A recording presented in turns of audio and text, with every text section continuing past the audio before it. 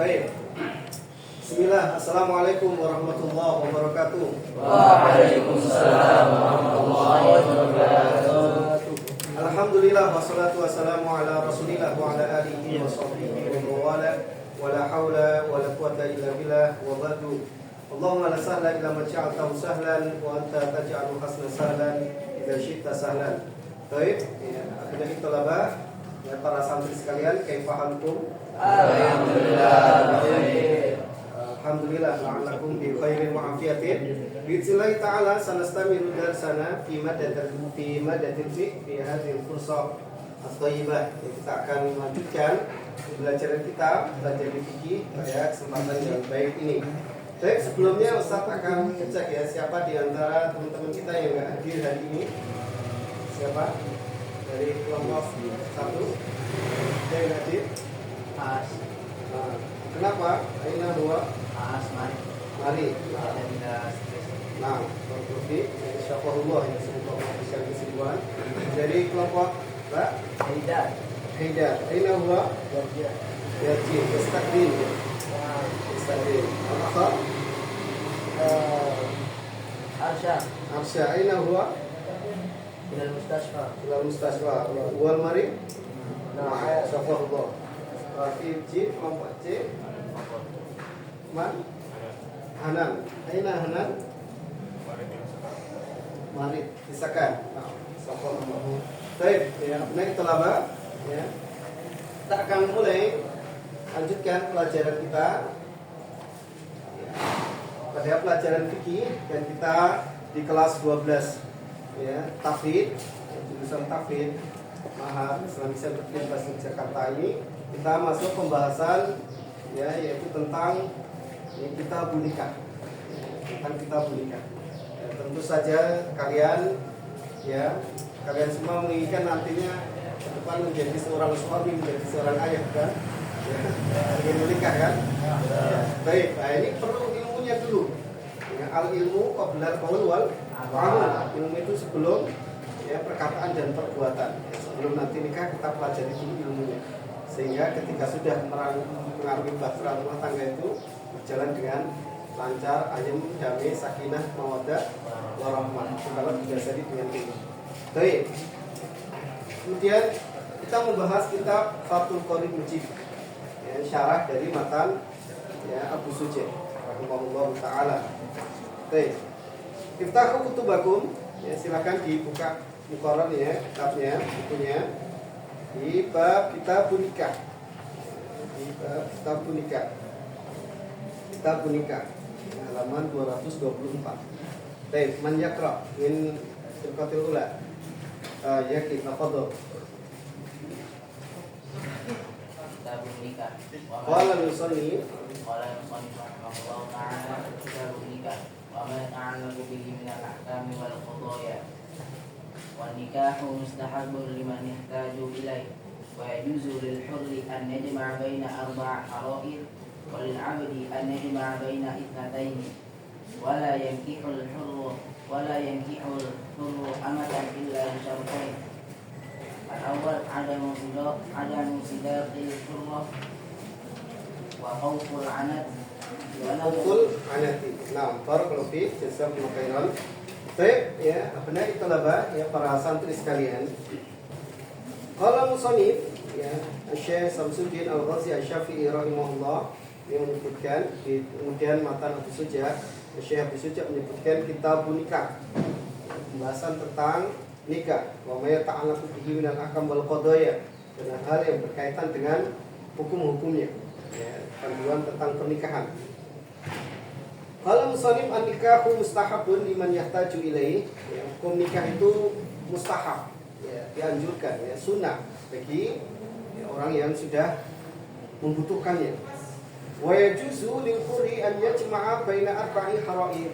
Bagi seorang yang merdeka, maka dia bisa menikahi hingga 4 wanita merdeka. Walil abdi an yajma'a baina tsnatain. Untuk seorang budak bisa mengumpulkan sampai 2 wanita. Wala yankihul hurru amatan illa bi syartain. Tidak boleh orang yang merdeka itu menikahi budak ya, kecuali dengan dua syarat. Ada musibatil qurra, ini dia tidak memiliki harta ya, untuk mahar atau untuk nafkah, wa khauful anad, dia khawatir terjatuh dalam perbuatan dosa, terjatuh dalam perbuatan dosa. Baik, unsur ila syasa, ya, kita lihat di layar tentang hukum pernikahan.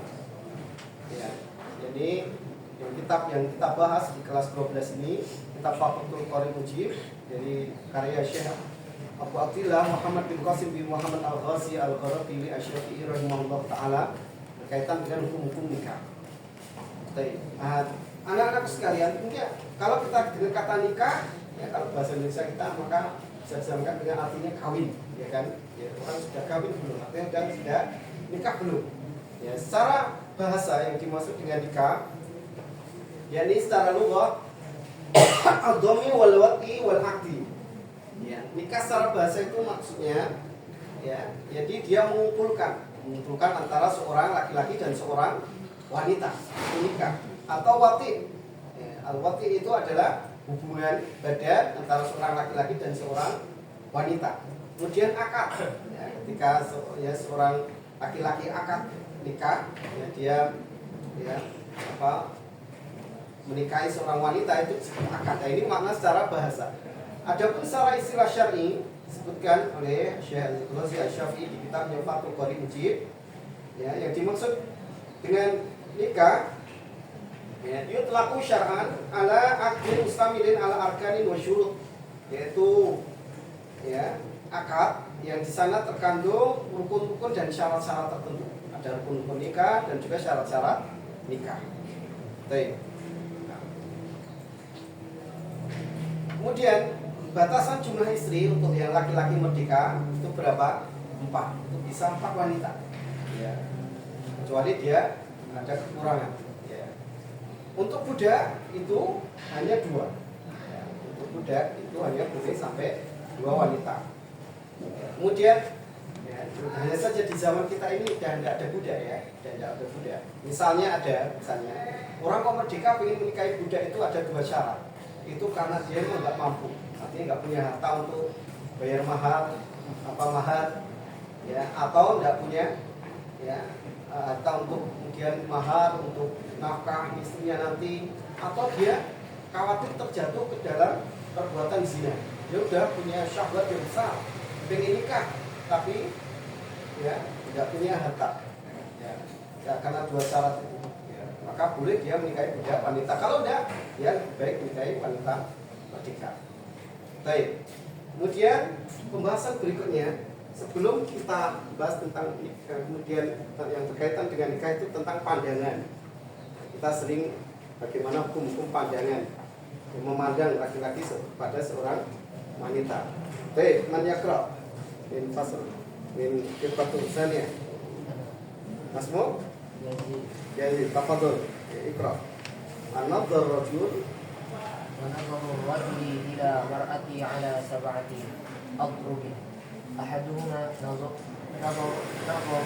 نظره إلى أجنبية من غير حاجة. الثاني نظره إلى زوجته وأماته فيجوز أن ينظر إلى ما عدا الفرج منهما. والثالث نظره إلى ذوات محارمه وأمته المزوجة فيجوز فيما عدا ما بين السرة والركبة. والرابع النظر لأجل النكاح فيجوز إلى الوجه والكفين. والخامس النظر للمداوة فيجوز إلى المواضع التي يحتاج إليها. السادس النظر للشهادة أو للمعاملة فيجوز النظر إلى الوجه خاصة. والأخير والسابع النظر إلى الأمة عند ابتياعها فيجوز إلى المواضع التي يحتاج إلى تقديمها. Nah, barakallahu fikum, jazakumullahu khairan katsiran. Baik, nah ini tentang hukum memandang lawan jenis. Ya. Yang pertama, nazarul rajul ila mar'ati ala 7 adrub, ya. hukum memandang seorang laki-laki kepada seorang wanita itu ada 7 jenis. Yang pertama, nadzuruhu ila ajnabiyatin ghairi hajah. Ya, seorang laki memandang wanita asing, ajnabiyah. Ajnabiyah itu apa? Wanita asing. Ya, bagaimana hukumnya? Ya, kalau dia li ghairi hajah, tidak ada kepentingan, maka haram. Ya, tidak boleh. Ghairu jaiz, tidak boleh. Ya, kalau ada wanita kemudian bukan mahram kita dan kita tidak ada kepentingan untuk muamalah atau untuk menikahi dia, nggak boleh kemudian kita cuci mata lihat-lihat memandang wanita asing, ajnabiyah, bukan mahram kita. Atsani nadzaruhu ila zaujati wa amati. Ya, memandangnya seorang suami kepada istrinya. Boleh tidak memandang seluruh tubuh istrinya? Ya, boleh. Disebutkan dalam matan Abu Suja ila ma'ada al-farji minhuma, kecuali bagian farjinya, kemaluannya.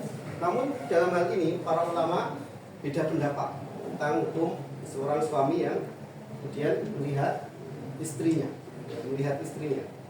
Ya, di dalam kitab Fathul Qorib ini ya, disebutkan ya seorang suami boleh, ya pendapat yang sahih yang tepat dalam hal ini, boleh seorang suami melihat ya seluruh tubuh istrinya sampai farjinya, namun makruh. Kalau farjinya itu farjinya hukumnya makruh, tidak sampai haram.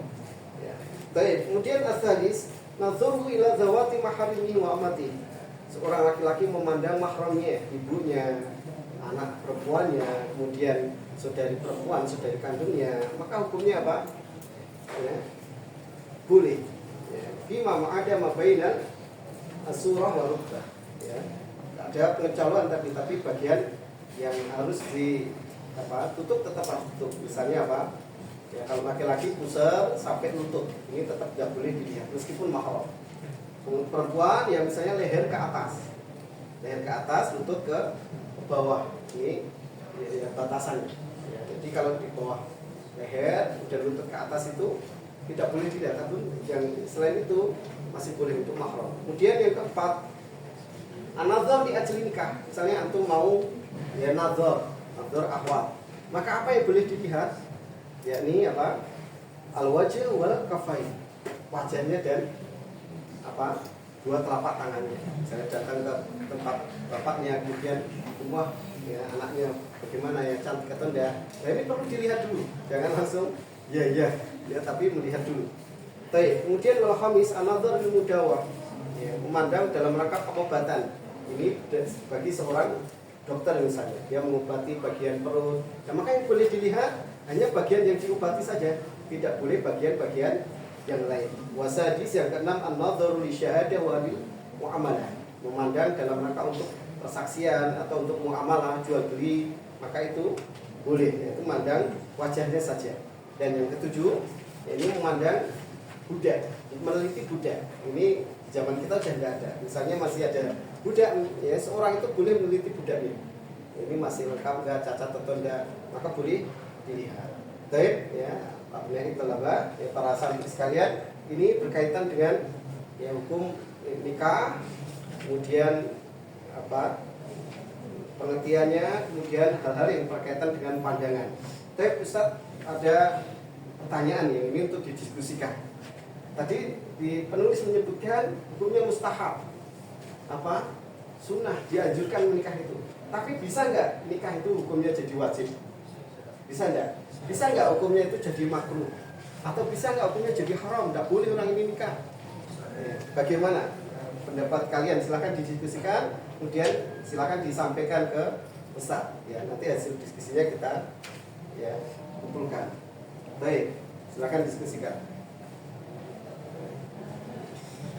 Nah, ya sudah diskusi. Nah, silakan siapa yang punya pendapat lain selain mustahab dari firqatul ula, tsani atau salisa, kelompok 1 2 3. Pak, angkat tangan mungkin jasanya mungkin. Ya, tafadhol. Mungkin bisa jadi wajib. Wajib, bagaimana kok bisa jadi wajib? Karena seseorang takut akan terjun perzinahan. Dia wajib karena kalau nggak nikah bisa jadi terjerumus zina. Ada yang mau menambahkan? Hanya itu alasannya? Ada yang mau menambahkan? Hartanya perlu ada enggak? dia sudah pengen nikah, kalau nggak nikah itu malah bisa jadi zina, tapi masih miskin, apakah wajib? Wajib atau tidak? Wajib atau tidak? Ya, tidak. Berarti kurang satu syarat lagi. Apa Mas Eki? Ya, khawatir terjatuh pada zina. Kemudian yang kedua, memiliki harta untuk mahar, untuk akad. Itu baru hukumnya wajib. Ahsan barakallahu fikum. Ada yang punya pendapat lain selain wajib, bisa jadi wajib.